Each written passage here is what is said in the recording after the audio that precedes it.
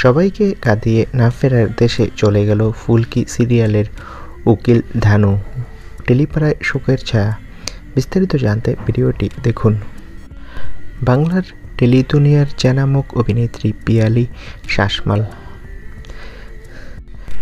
যাকে বর্তমানে জি বাংলার অন্যতম জনপ্রিয় ধারাবাহিক ফুলকিতে উকিল ধানুর চরিত্রে অভিনয় করতে দেখা যাচ্ছে।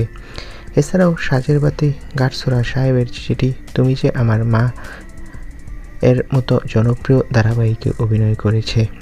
মডেলিং দিয়ে কেরিয়ার যাত্রা শুরু হয় অভিনেত্রীর। সেখান থেকেই সুযোগ আসে অভিনয়ের। তবে অভিনেত্রীর পথ চলা ততটাও সহজ ছিল না। জীবনের চড়াই উতরাই পার করেই আজ এই জায়গায় পৌঁছাতে পেরেছেন তিনি। তবে এবার নাকি ফুলকি ধারাবাহিকে তার ধানু চরিত্রটি মারা যাবে। সামনেই নাকি উকিল ধানু মারা যাবে সিরিয়ালে, তেমনি ফিসফাস টেলিপাড়ায়। তবে এই খবরটাকে একটা কুচক্রী মহল গুজব হিসেবে রটিয়ে দেয়। উকিল ধানু নাকি বাস্তবে মারা গিয়েছে। বন্ধুরা, তোমাদের প্রিয় ফুলকির উকিল ধানু বাস্তবে নয়, সামনেই সিরিয়ালে তার চরিত্রটি মারা যাবে।